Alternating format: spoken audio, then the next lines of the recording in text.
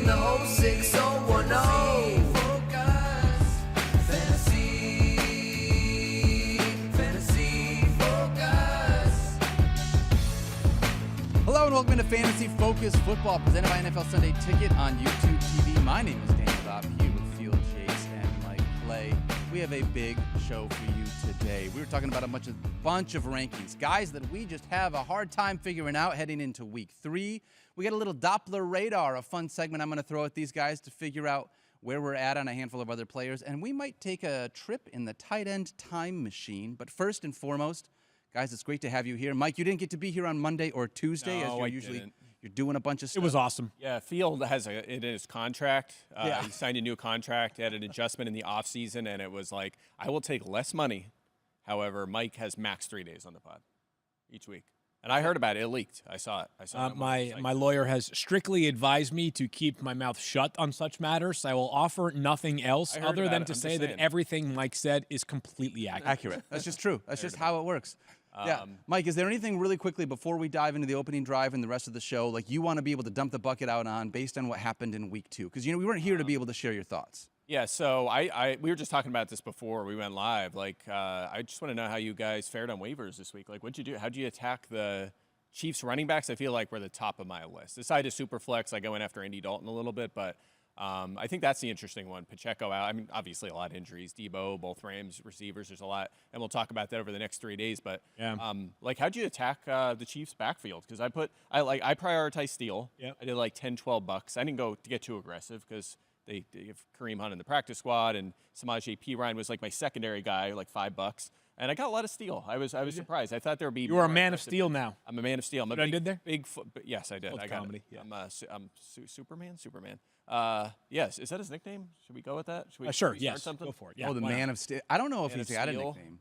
The fullback of Steel. I don't know. We So can workshop this. Yeah, Anyway. We'll work on that. Yes. Anyway, I got some Carson Steele. I'm a Carson Steele guy now. Yeah, I mean, I would say that 2 weeks into the season, I guess week 3, but 2 weeks into the season, it does not feel like we have anything close to resembling, not even like Puka Nacua, but like a weekly starter in fantasy grabbed off the waiver wire that could be a difference maker, right? Like, it has been mostly players that are filling in either on a short-term basis, which we hope is the case for players like, I guess Jordan Mason would be the closest thing, but that could be 4 weeks. 5 weeks total, I guess. I mean, he could be that guy if CMC has we really hope that's not the misses the case. season. Yeah, We don't have a guy like Puka where like his value was not dependent upon somebody else's health, and it feels like a lot of the waivers this week were players where someone's injury created more like roles for 3 separate people, as is the case with Cooper Kupp, as opposed to creating the role for one specific person.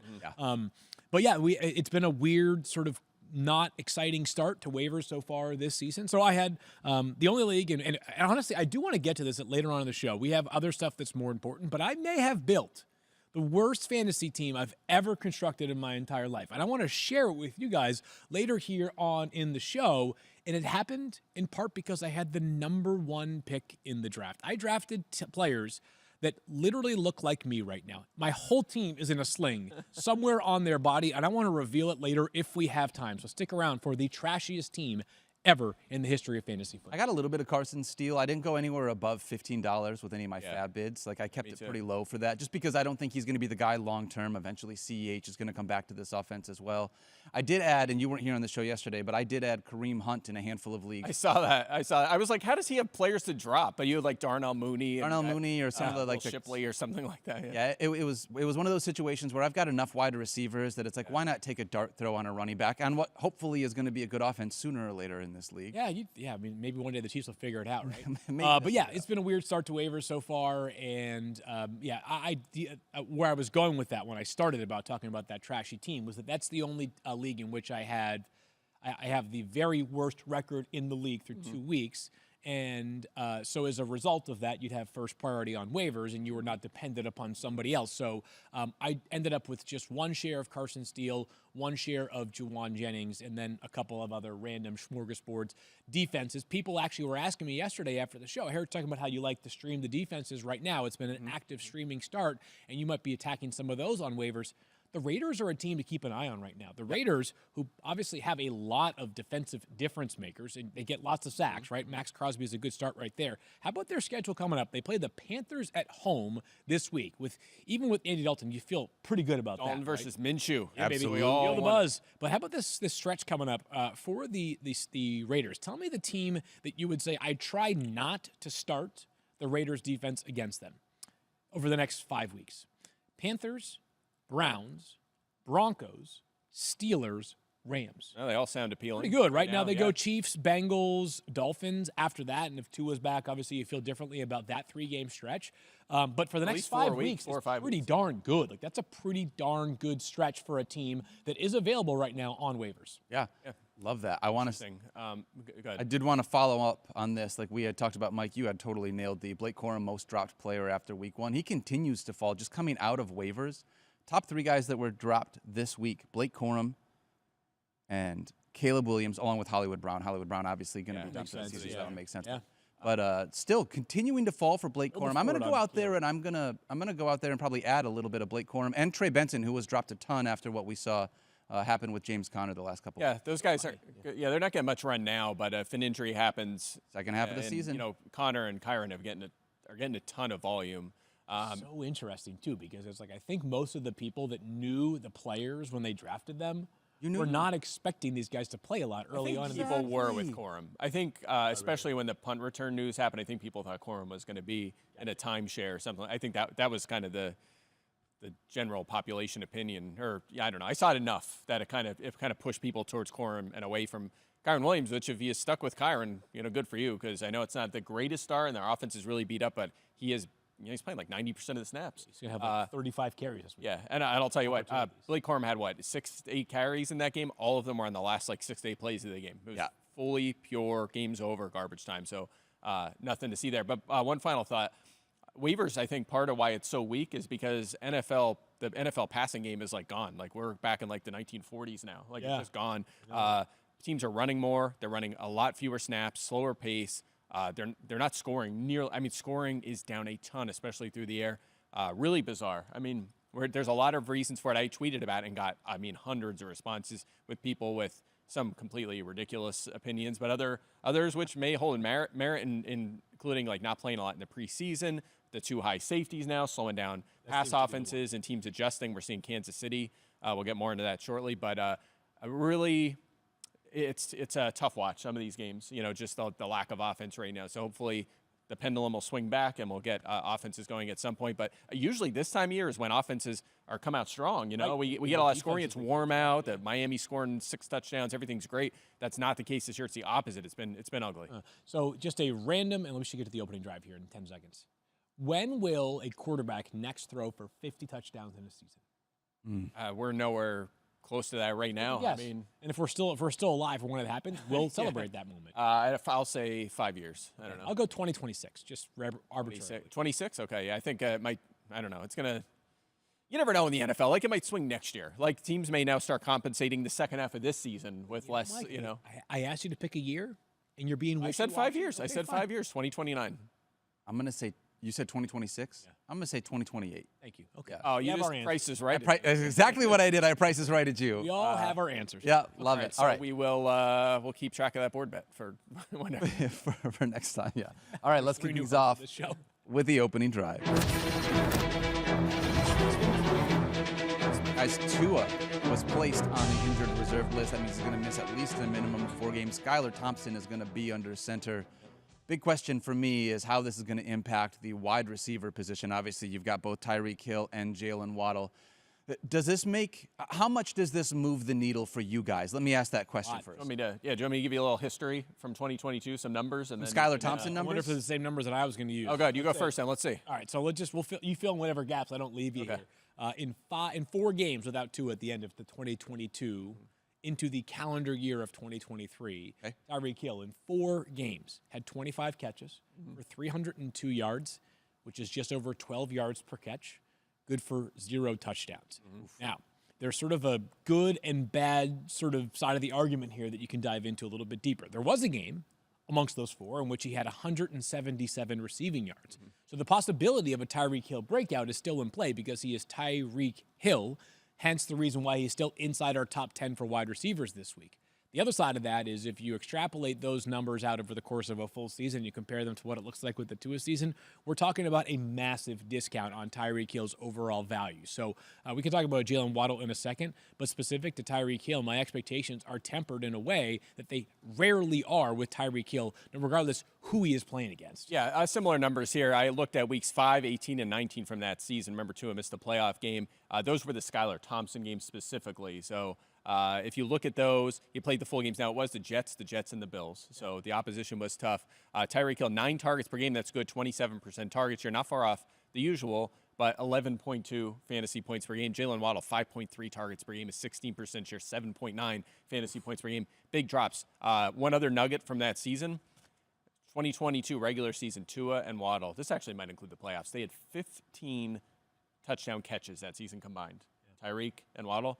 All 15 came from the hand of Tua Tagovailoa. 0 when he was out. So, and that was, I mean, it wasn't just those 3 games. There's a couple others where Skylar didn't play and Tua barely saw the field. So that is a big concern for me. So I've got, and just looking at this week, but kind of going forward for the rest of this, situation, it feels like I'm going to still have Tyreek probably around the top 10 of wide receivers, just because all he needs is one play, 1 or 2 balls, and he can take it to the house in spite of the 0 touchdown stat that you just gave. Yeah. He's still going to be so good, but I think Jalen Waddle is much more affected by this, and he's going to fall outside my top 25, maybe top 30 of wide receivers more often than not, just given the depth of the wide receiver position. This is when you have players of this caliber who are impacted by something.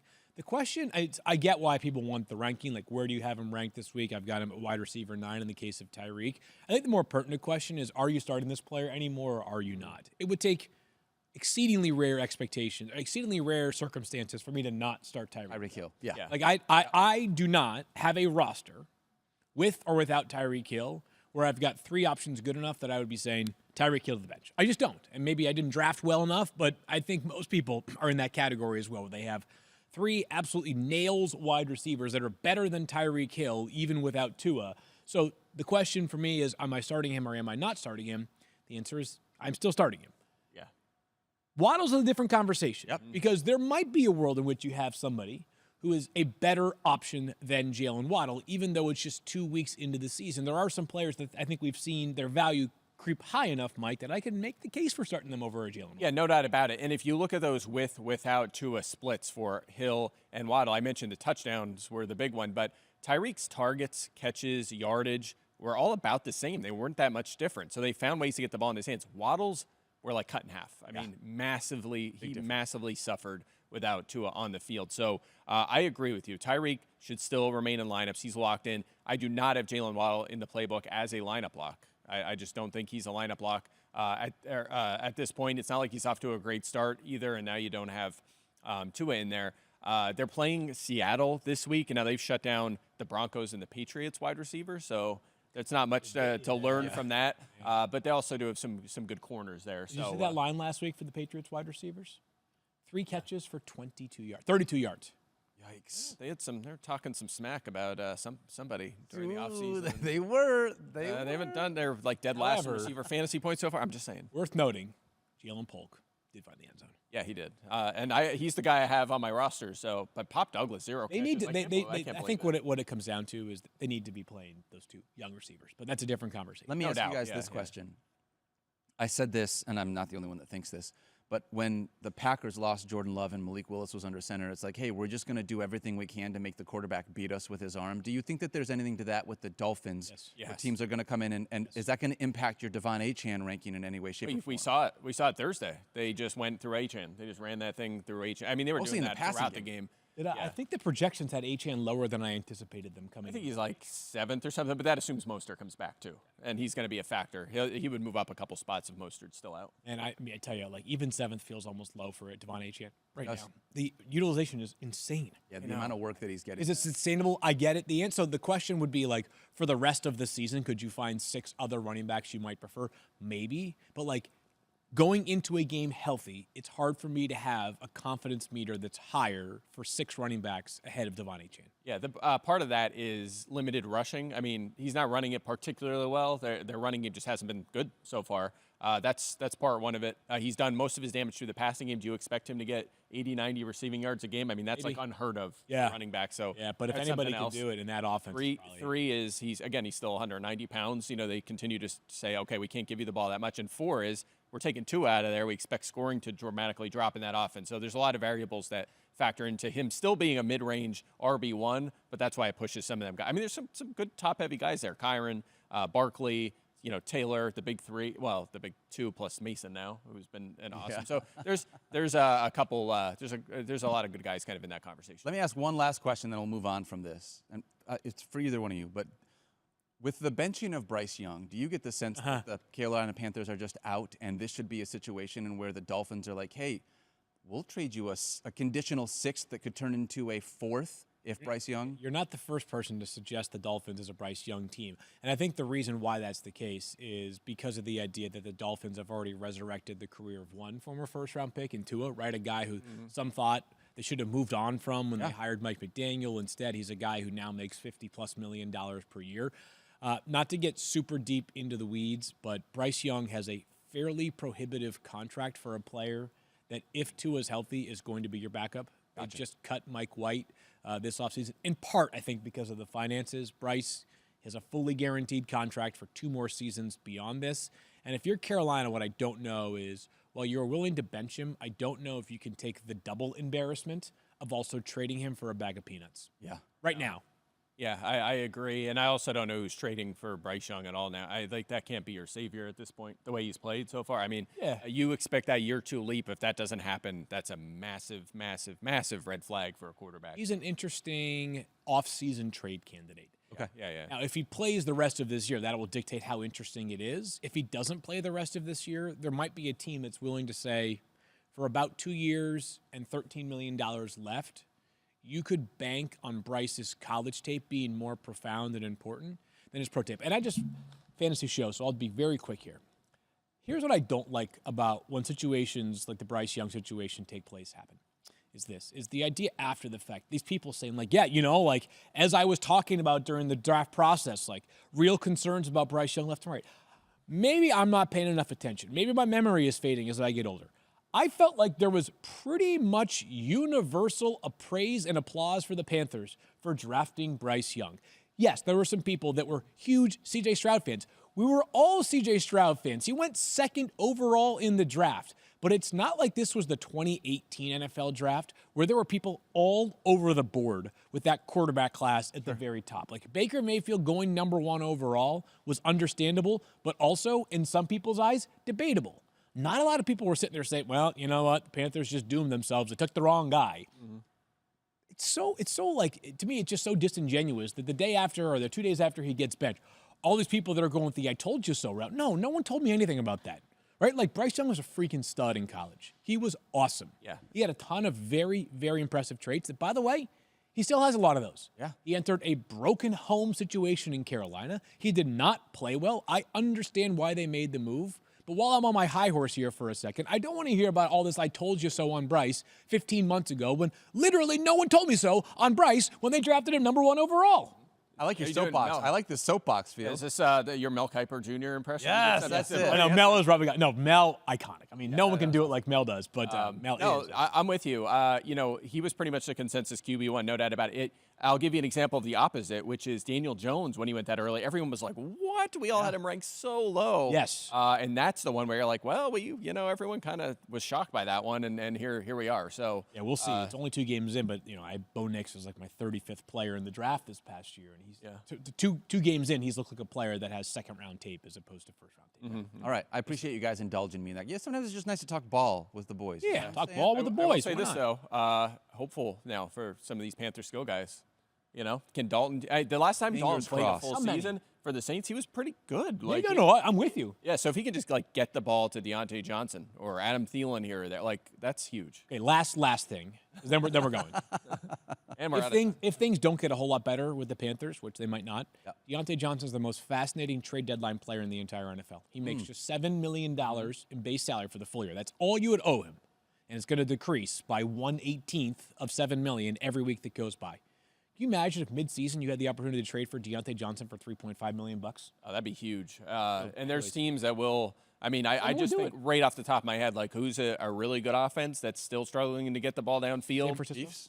I was going to say the Chiefs, and they just lost Hollywood Brown for the whole regular season. I mean, there's going to be everyone always needs receivers. So. Let's get to rankings. Yeah. All right, we're going to talk about some rankings, some guys that we just can't figure out.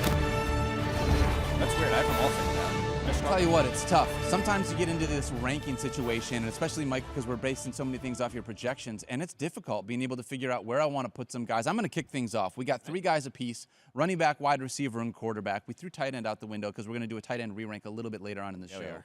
But let's start with the running back position. I had James Conner as a guy I had a hard time being able to figure out this week, and not because he's not been really good. He's actually been really good through the first 2 weeks. Running back 8 in week 1, running back 7 in week 2, over 19 fantasy points in both of those games. So? Yes. The big question to me is going up against the Detroit Lions rush defense. Right. Yeah, fair. Kyron Williams was running back 21 in week 1. He got lucky that he got a touchdown. 18 carries for only 50 yards. He did not get involved in the passing game. 3 receptions for 4 yards. Rashad White was running back 53 in week 2. I know he got banged up as well, but only 10 carries for 18 yards. Why not throw in Bucky Irving there as well? If you add in Bucky Irving, he only had 7 carries for 22 yards. So like everyone so far, first 2 weeks have struggled against the Detroit Lions. Yeah. And this is a thing that we saw dating back to last year as well. So the big question for me is, how low is too low for a guy that you've watched crush it over the first 2 weeks? Because I wanted to potentially have him outside my top 20 at the running back spot, but given how bad running back has been, once you reach a certain point, it's like, well, I can't push him lower than that. Yeah, I agree. So that was one of the hard parts for me. I've got him right now as running back 17. You guys have him as running back 14. But if this were anyone other than the Lions, he would be a much higher ranking for us. It was just a tough one for me to figure out based on how good he's been and how good the defense is going to be that he's going up against. I think you summarized that one pretty well. I guess the problem is that, like, I start to look around the players that are ranked running back 15 and lower, and I'm like, no, definitely not. No, not a chance. Like, oh, you want me to throw Samir White ahead of James Conner? Not going to happen. So there have been a lot of players that actually haven't been good so far that, regardless of their matchup, have not performed through 2 weeks, and I couldn't go any lower on James Conner, who can also be a factor in the passing game. And I will say this, we will see what happens against a much better run defense, but the Cardinals have probably been the most impressive rushing offense through 3 weeks of the 3 offenses that Detroit either has played or will play, right? The Rams with a beaten-up offensive line. This past week, the Buccaneers, they haven't been a good rushing offense going back to last season, and now this upcoming week against the Cardinals. Yeah, this will be a good test for the Lions' offensive line. Yeah. Still have James Conner as a definite starter, RB2 for all of us, but he was just lowering some expectations based on how good he's been to start the first 2 weeks. Yep, agreed. Yeah, I don't have really anything to add there. He's been awesome. The volume's good. At this point, in a neutral matchup, he's like a back-end RB1 right now. So we're knocking him down a little bit, and there's definitely bust potential against this defense, but you got to start him. Is there You bust? said, oh, sorry. No, you go. Go I ahead. was to say, when you said I have nothing else left to add, like, keep doing that the rest of the show, and we're in business. And then I added more. Yeah. It's like when people say I'm speechless and then just keep Going with words. Like when I say one more thing and then add 3 more things, like 5 minutes ago. Yeah. Mike, when you talk about bust potential this week for James Conner, I don't think it's there. But what about for Samir White with what we've seen for him going up against it? Should be a pretty weak Panthers defense. Yeah, he's been bust so far. The problem is he's playing the Carolina Panthers, so we're It's the opposite of the thing that I just the opposite of what you just said. Yeah. You know what's interesting is I actually feel a little better about him going forward than I did after week 1. So week 1, he only played 39% of the snaps, but had 15 touches. Last week, 65% of the snaps. He clearly took control in that game against the Ravens, which they were trailing through most of it before they came back and won. Only 13 touches. So 29th in touches so far, no touchdowns. That's concerning. But here's the thing. Panthers, 4th most fantasy points allowed to running backs, 20-plus allowed to both J.K. Dobbins and Alvin Kamara so far. So this is his fix-me game, if you will, for Samir White. He has an opportunity to get it on track, have a big game, and then kind of cement himself back into our flex, maybe in the RB2 conversation. Still worried about Madison having a role there, but this is his chance. If it doesn't happen this week, then it's a problem. And to the extent that coach speak matters or does not matter, Antonio Pierce is saying all the things that suggest they are intent on Samir White being their guy still. Again, that could last until Sunday, and maybe Alexander Madison plays really well and Samir White struggles for a 3rd straight game. But at least going into this game, Antonio Pierce is making it clear with his words that they expect Samir White to get on track. And this might be as much an offensive line issue as it is a Samir White issue himself. There have been some injuries they've been dealing with. Jackson Powers-Johnson, their 2nd-round pick, missed this past week's game. I believe it was an illness, actually, for JPJ, a guy who has plenty of talent and should help that running game once he is back in That's a great name, by the way. Yeah, and a great name. Jackson Powers-Johnson. Yeah. Jackson Powers Johnson. Great name. Yeah. That's real good. Yeah. Fields, you actually took the running back that I would have chosen, but you emailed just slightly before I did back to our producer, Tyler Mowbray. So which running back are you going with? You had a hard time. I'm going with J.K. Dobbins. Yeah, and so you guys just mentioned him. He's been awesome through the first 2 weeks. He's one of the great stories in the NFL so far this season. He's also been insanely efficient and done so against two defenses that I don't believe stack up to the run defense of the Pittsburgh Steelers, who they play this upcoming weekend. So J.K. Dobbins, to me, is like inspiring in so many ways, but it's hard for me to have him any higher than running back. I believe I'm running back 21 this week. I know we talked about they're like bad options, but minimal passing game utilization so far, legitimately splitting carries with Gus Edwards, insane efficiency. That might drop off because the Steelers are the real deal. I think that's been my big concern is the split that he's had with Gus Edwards. In spite of looking so efficient, when you look at his numbers compared to Gus Edwards, it's far and away that J.K. Dobbins is the better running back of these two, but they're not. Gus Edwards just will not go away in this offense. Yeah, that was kind of one of the surprising stats I saw Sunday when I was looking at the box score. J.K. Dobbins has been outcarried by Gus Edwards in both games so far this season. Now, Dobbins averaging 9.8 yards per carry. That is never going to sustain. It's going to be cut in half, basically. You know, if he's 5.5 the rest of the year, that's great. That's an exceptional 9.9, not good. No, that's not going to sustain. So, yeah, Did you say that about Devon Achane last year?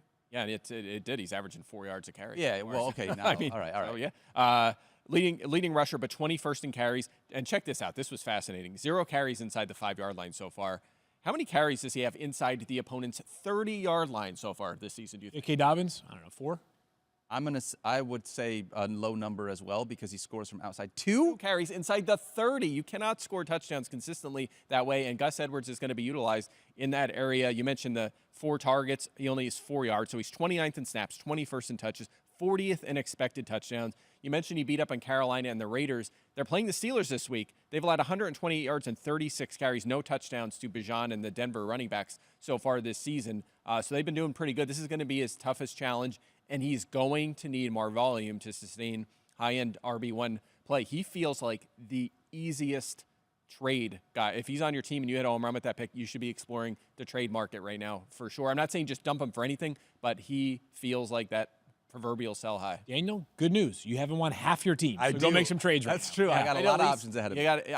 It's always a tricky one. It's not like if you hit a home run with him, you just got to get rid of him for anything, right? Take any struggling player that was drafted earlier. But you should be feeling it out if you can find a gem or make a good deal to improve your team, because I'm worried about his long-term sustainability. All right, we got to keep going, but I do want to ask you some questions then. If that's the case, would you try to throw out a trade for CMC? Like, would you? Whether or not the CMC manager would. Yeah, of course. Just to It'd be amazing to get CMC for J.K. Dobbins. Yeah, I mean, you definitely have to do that. It's just a matter of making sure you have options to hold down the fort. But Dobbins was so cheap that you might have 2 good starting running backs and absolutely Dobbins. with where you got him. If you can make a move that helps you win a championship, then yes. Okay.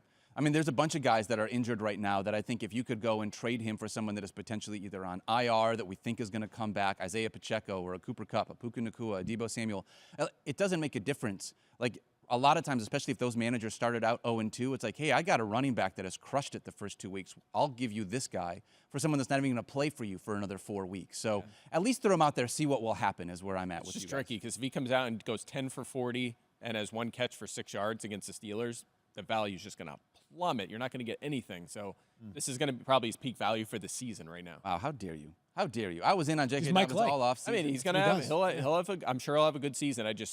He's at peak value, and that's generally when you want to explore that market. All right, let's talk about some wide receivers we had a hard time with. Mine was DJ Moore. Have you guys watched this offense? I have, yes. Specifically, it was the offensive line more than anything, just giving no time at all to Caleb Williams.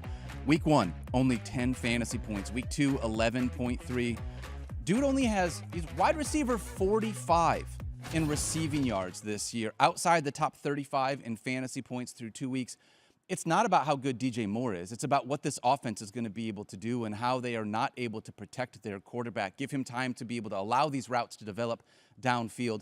I've been really disheartened by the way that the Chicago Bears, with everything that they have done this year, as much as they are a division rival against my Detroit Lions, they've just given Caleb Williams no love whatsoever, being able to stand back there and find his wide receiver. I mean, we thought it was a good tackle duo coming into the season. He's got right. I think it's still it's just going to take some time here, and I think some of this is about the player too. Just he's a young player, and we have this thing where if a rookie player or a second-year player doesn't look like the second coming of Patrick Mahomes within like 5 minutes, we assume they suck and we bench them. Now.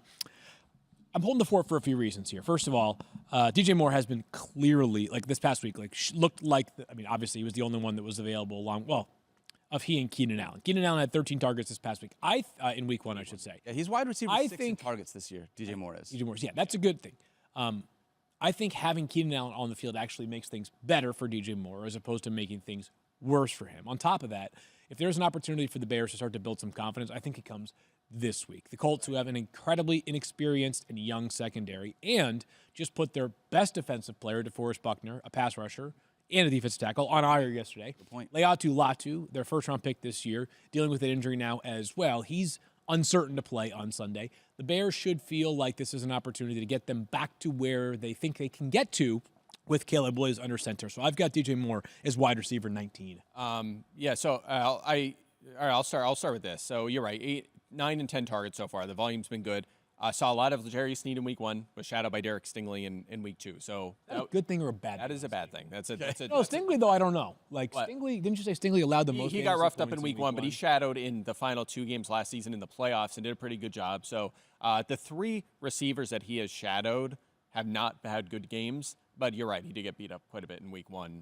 That was the Alec Pierce stuff, right? That was the Alec Pierce stuff, yeah. So kind of mixed results there. I wrote about that in the shadow report a little bit about that breakdown. But again, 3 of the last 4 games, that number 1 has put up poor numbers. But this is, like you said, this is a much better matchup.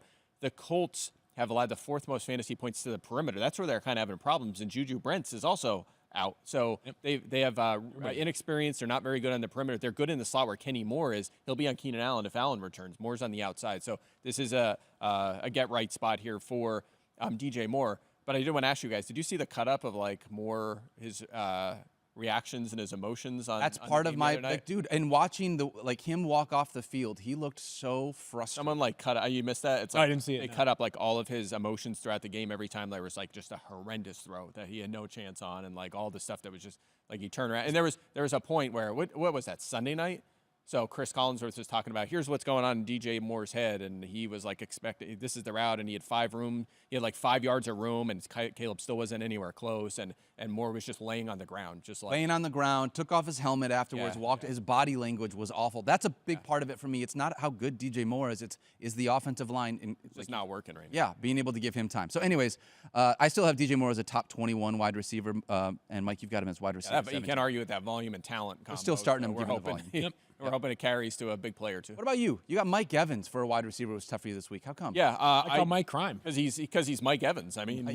he's so good, but he has the toughest defensive challenge in the season of the season that he'll face, and certainly this week. Shadow coverage from Pat Surtain.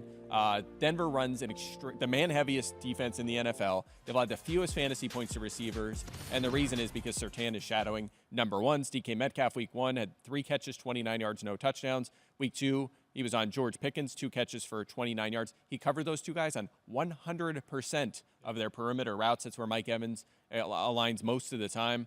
But Evans is, like, if anyone's just going to beat Surtain for a long touchdown, it's Mike Evans. He scored twice in week 1. He's a touchdown machine. So that makes it tricky because it's like, man, there's a chance he has a dud and he's wide receiver 70 this week against Surtain, or he could catch a 52-yard touchdown and he's fine. So he's a hard one to bench, but very, very high risk of a bust this week. On top of that, quarterbacks through 2 weeks have attempted a total of 45 passes against Denver. Part of the reason why that's the case is they have a very good corner in Pat Surtain and other good pieces of that secondary as well. The other and perhaps also pertinent part is that they don't need to throw the football a lot against Denver because these games are going to be played like a pitcher's duel, right? Like the Broncos are incapable of scoring a ton of points right now. The Bucs might be up 17-3 at one point and just say, let's just hammer it on the ground as best we can for the rest of the game because no one's afraid of what Denver's offensive operation brings to the table right now. I still have him as wide receiver 16. That being said, Mike brings up some good points. Yeah. Fields, you got Brandon Aiyuk on. Yeah, man. Show me what you're about this week. You are a $30 million wide receiver, or per year wide receiver, who has played to that level as recently as pretty much all of last year. And yet through 2 weeks, you have been a ghost relative to your contract. No Deebo Samuel this week. No Christian McCaffrey this week. Ricky Pearsall still at least 2 weeks away from playing. It's a great matchup against the Rams, who are just a mess right now on defense. And they're hurt. They're a mess. Perfect storm for a big Brandon Aiyuk game. But have we seen the same old Brandon Aiyuk through 2 weeks? I've got him as wide receiver 15. You guys have him as 9 and 7 this week. Yeah.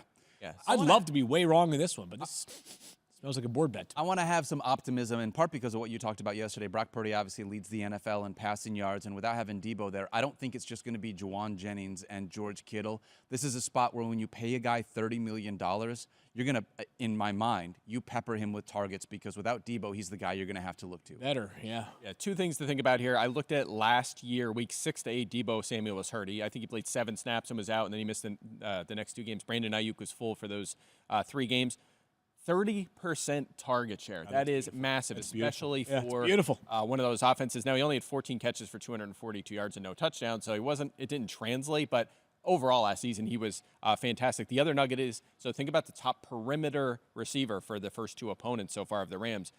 Jamison Williams, 5 for 121 and a touchdown. Marvin Harrison Jr., 4 catches, 130 yards and 2 touchdowns. The top perimeter receiver for the Niners is, of course, Brandon Aiyuk. So he is, like you said, in an exceptional spot against a pass defense that has been brutal so far. Should be able to be taken advantage of. Yeah, so I'm really high. I'm at wide receiver 7. I think it happens for him here in week 3. What's the board bet here, Field? You want to say top 11? So if I'm at 15 and you're at 7, the difference between those two, that's 8 spots. That would bring us to wide receiver 11. Are you confident enough to make him a top 12 wide receiver this week? I'll do it. Go for it. Sweet. You say it first. Brandon Aiyuk will finish as a top 12 scoring fantasy receiver in week number 3. And I say Brandon Aiyuk will be not a top 12 wide receiver in week 3. Put it on the board. Put it on the board. By the way, as far as sad board bets go, Field and I made one on the fly during the flex segment on FF Now. And it was like, I texted you on Sunday. It was like, can we both take L's on this one? Yes. Well, it was Alan Lazard versus Adam Thielen. And I think I won by like 0.2 points over. It was like one had 20 yards and one had 18 yards or something. Well, wait till you guys see what happened in long shots this week on fantasy football. Oh, I don't even remember who was there. Oh, baby, you guys are going to love some twists and turns. Anyways, all right, let's talk about quarterbacks we go, right?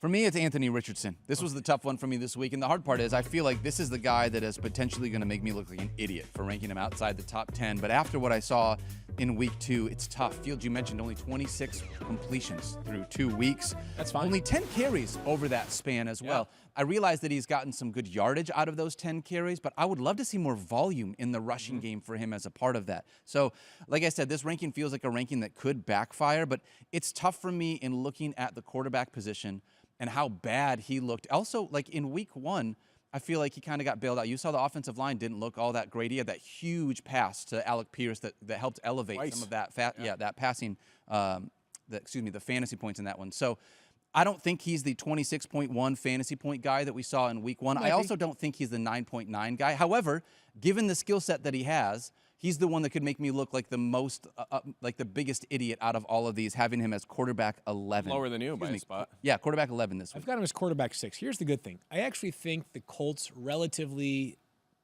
especially last week, pedestrian start on offense is a good thing for Anthony Richardson. And here's the reason why.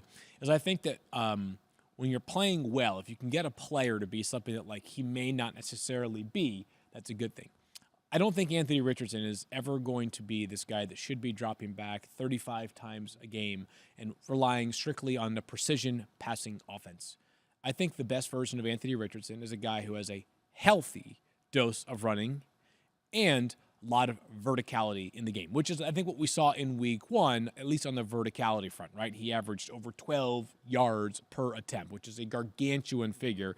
It's about 4 times where Caleb Williams and Bo Nix were at in week 1 as well.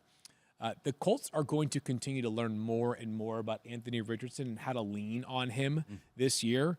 And so I'm buying. I'm back in at quarterback 6. Perhaps I'm going to end up at the end of this season being the guy that even if Anthony Richardson has been benched, we'll find a way to get him into my lineup. But for now, I am still in on Anthony Richardson, kind of matchup agnostic. Also, they play the Bears, who do pressure the quarterback a lot.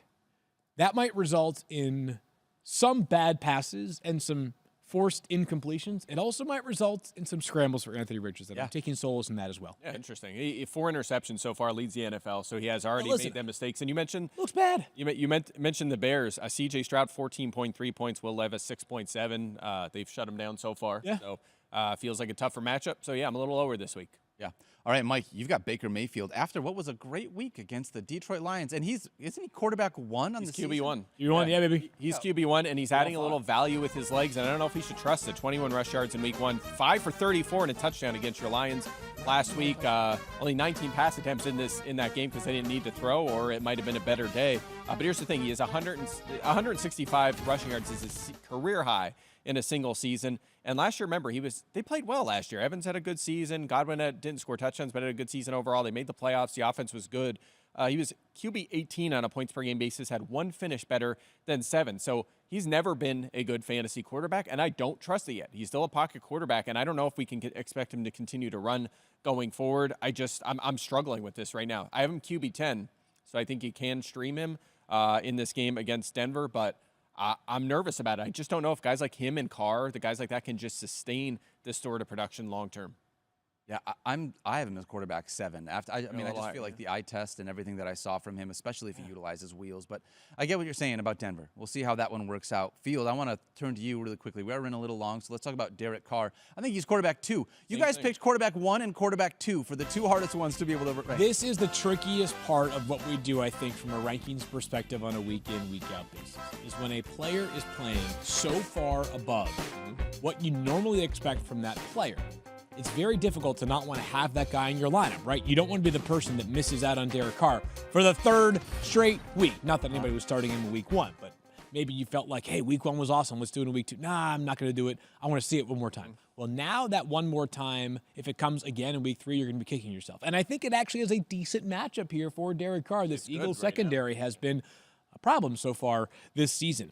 I have him as quarterback 15, and I really, really, really fear that he might finish once again as like quarterback 9 this week. Yeah, and it's the same thing. It's a kind of similar stats to Mayfield. Has never finished better than QB 10 on a points per game basis. He's been 19th or lower in 7 straight seasons since that 10th place finish. Only 14 rushing yards. He has a rushing touchdown. It's his first one since 2020. He's never had more than 140 rushing yards. I mean, a lot of red flags here. I think the reason those guys are so high right now is, off to a good start, but the overall offense around the NFL is so low that they're just standing out, and I just don't know if it's going to keep up going forward. I hesitate, and that's why it's troubling because they're 2 of the only quarterbacks playing well right now. But can we trust it going forward? It's why it's so tough to figure these guys out. I had a Derrick Carr in 3 or 4 different leagues where I had a backup quarterback. I don't always carry 2 quarterbacks, but I had Trevor Lawrence in a number of leagues, and it was like I'd rather have Derrick Carr and see what he's going to do than Trevor Lawrence. For this week, agreed. All right. Let's talk about some Doppler Radar, guys. I want to take a look at some weather shifts. Week 3 rankings. I want to talk handful of different things. Yeah, we got some great Doppler Radar. Let's go. Tyler Mowbray pulls big together storms some awesome above us things right here. now. Let's talk about Derrick Henry. Little heat index with Derrick Henry. Is he heating up or is he cooling down? Here's my concerns. Fewer than 50% of the snaps. Fewer than 50% of the snaps as the starting running back for the Baltimore Ravens. Only 9 more fantasy points than Justice Hill. And Harbaugh came out and said a little bit ago, like, he's not going to be a guy that's going to see 30 carries a game like you saw in Tennessee. Now, maybe there's a chance that changes when they decide they actually need to rely on him. But I've got Derrick Henry right now as running back 15. Mike, you've got him as running back 17. Field, you've got him as running back 19. And I feel like even I'm low with where he was drafted. Is there just a shift here in Derrick Henry expectations in this new Baltimore offense? Couple things here is that I think we all felt like there was an opportunity for the easy button to be hit a lot in Baltimore, right? He goes behind what should be a better situation. He might just have games where he gashes teams for 8 yards per carry. Hasn't been the case so far. And if you look at their schedule coming up, including this Sunday, yet another game where game script may not be in Derrick Henry's favor. Derrick Henry is going to mash when the Ravens are winning and winning big. I know they are up by 10 in the 4th quarter, but all of a sudden that game gets tight. They end up losing it, and those opportunities for Derrick Henry to sail past 18 rushes where he was last week went away. Yeah. So if they are going to play I think a tug-of-war game this Sunday like I anticipate them to, I am keeping my expectations lower. I also think, Mike, he's been fine. He has not been blow me away good. Yeah, no doubt about it. But here's the thing. From the eye test, I'm saying. Yeah, but we did think, like, okay, well, the reason we'll rank him as a fringe RB1 is he may score, 15 touchdowns. Guys, he's on pace for 18 games? Yeah, on pace for 18 games they play now? 17 touchdowns. 17. He's on pace for 17 touchdowns. I still can't get that math right. It was 16. 17 weeks. Mike, not much of a numbers guy. Yeah, Don't worry, that's the hard everybody. part It with takes me a Mike. second. But anyway, he has a touchdown in both games so far, so he's bailed you out to some extent. His playing time in terms of snaps is about the same as Tennessee. You're right. He just hasn't been super efficient, and also less passing game than we expected. Like, we expected low, but it's even lower than that so far. But I will say this, Dallas has allowed the most fantasy points to running back so far. They got crushed by Alvin Kamara last week, and Jerome Ford had 18 points in week 1. So maybe there's something there. Ford was kind of junky time, but still, those points, they do count. I'll say this, and it doesn't make me feel good. Kamara to was say not it. garbage time. I, He was crushed by him. I feel like Derrick Henry just kind of looks like Gus Edwards did last year in this offense. And, like, I think Derrick Henry is a much better player, but given how this running back situation is looking, I don't know if he's heating up. I don't think he's cooling down. I just think he's very lukewarm right now. Maybe we can say that. Yeah, just keep. If you have him, you just hope he keeps scoring. Yep. If he scores 12 touchdowns, it's going to be fine. All right, let's talk about another guy then. Do you think there's going to be a monsoon of fantasy points? You see how these are all weather-related guys? The Doppler Monsoon Radar of makes more fantasy sense now. points for Kyler Murray. I've got him as quarterback 4 going up against the Detroit Lions. Baker Mayfield was QB 8 week 1. Matthew Stafford, who doesn't even have legs to be able to run with the football, was quarterback 13, and that's when he lost Puka Nacua, had to rely on only one wide receiver. After what we've seen from Kyler Murray through the first 2 weeks of the season and him utilizing his legs, he looks so good being able to scramble out of the pocket. I've got him as quarterback 4 this week. You guys both have him as quarterback 7. How are you approaching Kyler Murray this week? I'm starting him. Yeah, I mean, it's not quite as high as you, but yeah, I mean, Kyler has been, he's been close to as advertised, right? Week 1, I thought, was relatively uninspiring as a passer, good rushing. He did not complete a single pass 10 yards down the field in week 1. He gets right in week 2. I would say that this challenge that he faces this upcoming weekend against your Lions is somewhere in between what the Bills can do defensively and what the Rams can do defensively. So quarterback 7 seems right to me. I think that's Yes. Yeah, I would say sunny skies ahead. Hey, love it, Mike. Sunny Yes. skies in the forecast here. Yeah, feeling good. 4 passing touchdowns in 2 games. Very consistent rushing, too. 5 for 57 and 5 for 59 so far. Matchup's fine. So, yeah. Love it. Okay. Well, good rushing. But if he's only getting 5 carries per game, it's not going to lead to 50-plus rushing yards per game all the time. Yeah, they have, the game scripts have been good, right? This week they were well ahead, and week 1 they were ahead for most of that game against Buffalo. So, when they're trailing more, he'll scramble more will be on his back. So I think he'll be okay. Yeah. I got to see how this is going to work out. Alex Anzalone, our starting linebacker, the Detroit Lions starting linebacker. So you could say R. It's okay. But potentially not going to be there for this one. Obviously dealing with a concussion. We'll see how that transpires over the week. But if there's no Alex there, that's going to be another tough blow for the Lions. Get a look at Jack Campbell. Maybe he hasn't really played a lot Love so to far. see He's a been a little bit more. part-time player since he was drafted. You're right. I don't like you saying those things, though. Let's talk about Amari Cooper. Do you think the cold front continues for Amari Cooper? Field, we talked about it the other day. He is getting a ton of volume, similar to DJ Moore, right? A bunch of volume at the wide receiver spot, but that's really the only thing to be able to hang your knit hat on because it has been brutal in this Cleveland Browns offense. I've got him outside the top 40. Mike's at wide receiver 30. You kind of split the difference at wide receiver 35. Yeah, I mean, I wanted to have him lower, but they play the Giants this weekend. So if there's a reason why you could be optimistic, it would be this matchup. I don't know what to tell you I said guys. that last This week is a- about Terry McLaurin for what it's worth, which is part of my fear for Amari That's Cooper. totally fair. Yeah. Interesting topic. But. Yeah, it is. I don't have the words right now on Amari Cooper. The Cleveland Browns are a mess offensively. They're probably going to be 2-1 by the time we wake up on Monday morning, and so the calm will be a little bit. For real football. It'll be more it'll be calmer than it probably should be.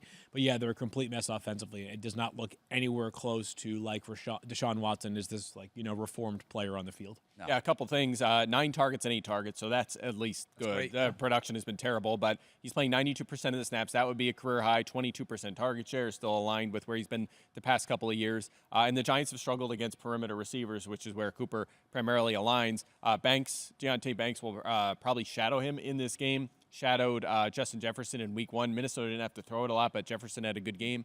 Last week he did shadow Terry McLaurin, but Cliff Kingsbury's staple is you have a side and you have a side, and McLaurin just stands there at left perimeter receiver, does not move around, runs 90% of his routes from there. Banks just lined up against him on every play.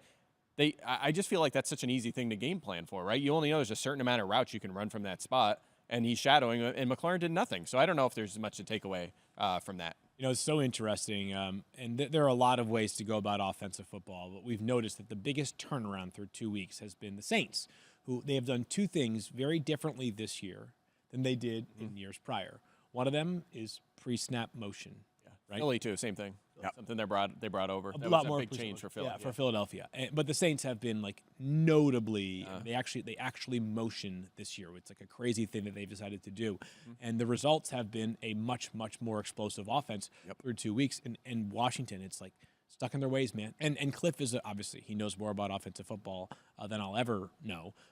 But it feels like a little bit too much stubbornness for a system that up to this point has not proved so dominant that you should be repeating it over and over and over again. I'm with you on It just that. seems problematic for McLaurin. I mean, if the matchup's perfect, maybe it works out, but it hasn't worked. I mean, through 2 duds for Terry McLaurin. The idea that Amari Cooper, he's one of those guys, even though you have him at wide receiver 30, Mike, and Field, you got him at wide receiver 35. If I can find another wide receiver to start in the flex, I get that the volume is there, and I get that this is the week where, like, you know what? This is the week I don't start him. He's playing the Giants. Now is when he goes off for 21 points on my bench. I just don't have a lot of confidence in him. So I've got him, like I said, outside my top 40. We'll see how things work out this week. One more guy we're going to talk about on Doppler Radar for our Week 3 rankings. Is there a pattern shift? Pattern shift for Patrick Mahomes here in this offense? Here's where I'm at. This offense does not look good.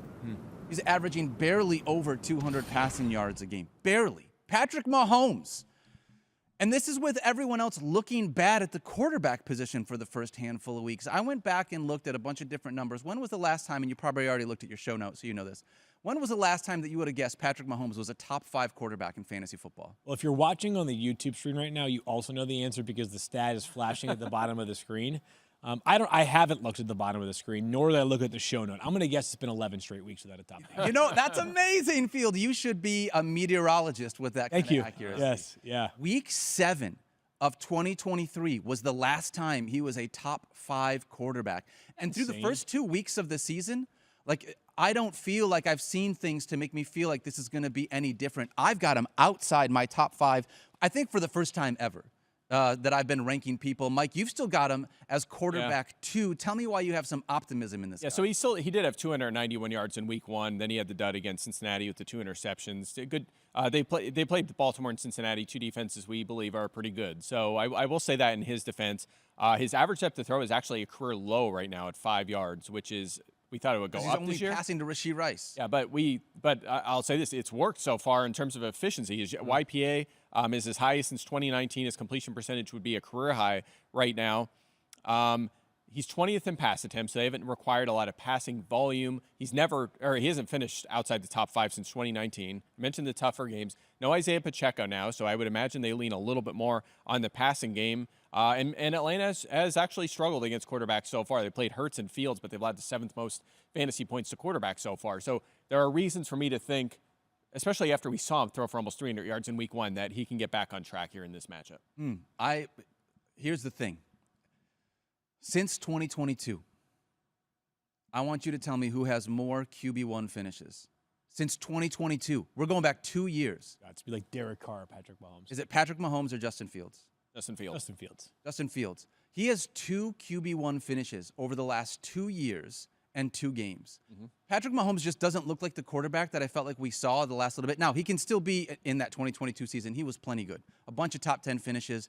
He looked fantastic a number of different times. But last year and the start of this year feels very different. Without Travis Kelce being Travis Kelce, I don't know though I'm going to see him be a top 5 quarterback. I want to board bet you this one, Mike. Okay. I'd give you straight up QB5. I do not think Patrick Mahomes will be a top 5 quarterback in Week 3. That said, I have to get top 5, so I lose if it's QB6.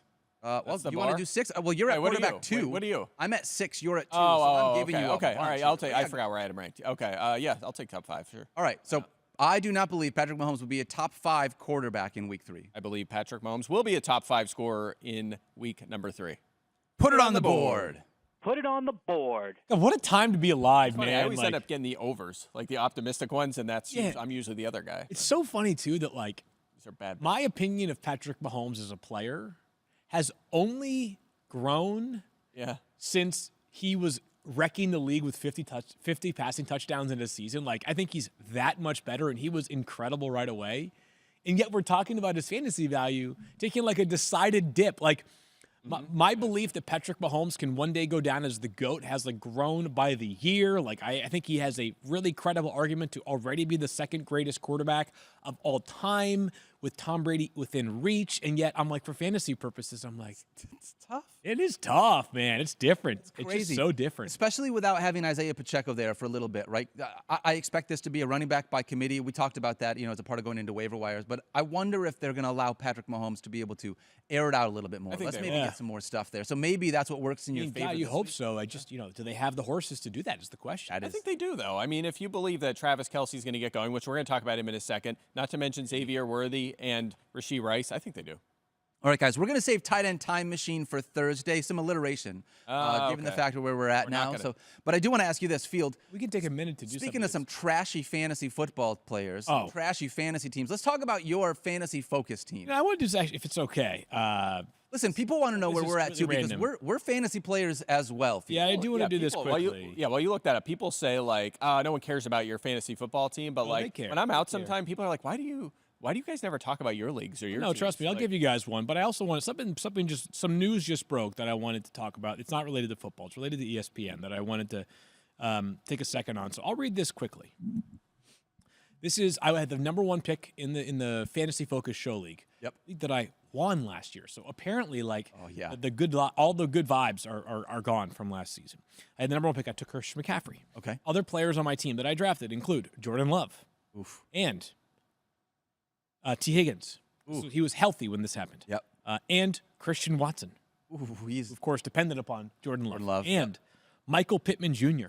he's been brutal. This team is so we play victory points. So on top of the fact that my team is hurt, you need to not only like you can scrape by with an ugly win, but it's offset by the fact that you might win an 82-75 total disgusting nail biter, but you still go 1-1 for the week as opposed to 1-0 for the week. Guys, Explain victory points really quickly just for those. So if you play in the top half of the league in scoring each week gets a victory, the bottom half of the league does not. They get a loss. So here's my starting lineup now. 3 wide receivers in this league as well, so you got to be wide receiver dependent. Jared Goff, Brian Robinson Jr., Rashad White, Jordan Addison, Zay Flowers, Michael Pittman Jr., Pat Freiermuth, Juwan Jennings just added off of waivers last night, the 49ers defense, and Harrison Butker. Guys, I need T. Higgins to play so badly. I need Christian McCaffrey to vielate the IR rules and come back tomorrow. This team is so dispirited. This team is terrible. It's the worst team I've ever built. It's so. This happens sometimes. Yeah. It's a comedy of errors where it's guys just either get hurt, they start underperforming, and unfortunately, all that happened at the top of the draft, which is not great. Unfortunately, It's just a high variance game, and sometimes you're just gonna miss. It's just the way it is. You got to work waivers and come back. I can't tell you how many times I just came out of the gates like that. Slow start. You just got to keep chipping away. Sometimes that actually helps you because you're so aggressive on waivers, you end up finding some gems in it. Fields, your Helps team get is you the back in. epitome of when you're talking to any the of the Rams. listeners or watchers. Yes, it's. I went all in to win the Super Bowl, and it won last year. And now I'm at the bottom. I feel you are so many listeners that are in a spot where you've probably started 0-2 or 0-4, wherever you're at, and you've got Christian McCaffrey on the IR, and you're like, please, I need Anybody to make me an offer. anything. Make me an offer. And make me a serious offer, right? Don't be like, haha, here's David Montgomery for Christian McCaffrey, right? If you're somebody who's got a good running back, not a great running back, but if you have it, this is totally making it up. Was that a If shot you have at me? James Conner and a useful wide receiver that you can offer me for Christian McCaffrey, I would do it, right? That I get. That's We're in a race to make. I was going to say, let me see who I got on my team real quick, guys. Also, we had some ESPN news just. Yeah, go ahead. Yeah, I just saw it. Yeah, go ahead. The great Woj, Adrian Wojnarowski, has announced that he is leaving ESPN. Wow. He is stepping down from his role as an NBA insider, as he is now going to go be the general manager of St. Bonaventure's men basketball, his alma mater. No way. So this is a football show. Obviously, it's a fantasy football show. I don't know how much you guys have seen Woj around the hallways, but just a great teammate, a great human, the guy who cared deeply about not just ESPN, but journalism. I'm a huge NBA fan, as probably people that listen to this show daily know. I'm going to miss Woj like crazy, but I got to tell you, I admire somebody that has what it takes to step down when you're at the top of the mountain. Yeah. Because clearly it's either not fulfilling you anymore, it's taking a toll on you, or you have something else that you might find would provide you more inner passion and strength. So Woj, we're going to miss you. You're one of one. But congratulations on this as well, because clearly it's something that you don't do haphazardly. You do this after careful consideration. That's That is a Woj bomb I was not expecting. I was going to say you might have dropped the last Woj bomb on ESPN. If you don't know Woj, he's the Adam Schefter of the NBA. Yeah. It's the same kind of thing. Yeah, you're exactly right. Actually, some news too. I'm the new ESPN NBA insider. You guys know, I know all the players. There's like 12 players, right? Yeah, I don't know if I can name 12 on the players. active roster. You can name 12 players. Yeah, I'm just going to replace them. Just start naming all of LeBron's kids, and you'll have I was really hoping you're going to say you're going to leave to be the GM of Kutztown University's basketball team or something. We're hoping that. Really? Yeah. Man, That we were- wild. That's Wow. crazy. Yeah, That's crazy. That's big. big news. Big news. But congratulations. Seriously, Andrew Luck retires from the NFL. He didn't do so because he wasn't good at playing the game anymore, right? Sanders walked away at the peak of his and game. It clearly takes a lot of thoughts and consideration, and just all the best to Woj, who I really respect. And a Bristol native, a guy who's born and raised in Bristol, Connecticut, so has meant a lot to this community for a long time. Pumped to see what he can do with St. Bonaventure. All right. Go Bonnies. We're going to be back tomorrow. Tight end time machine, which we didn't get to today, we are going to dive into tomorrow. We also got a Thursday night football preview and more rankings, maybe a little bit more previews of what we got. Guys, do not forget, Fantasy Focus Football is presented by NFL Sunday Ticket on YouTube TV. We love you. Don't forget to love each other. Be kind to yourself, and we'll see you guys on Thursday. You're in the 06010.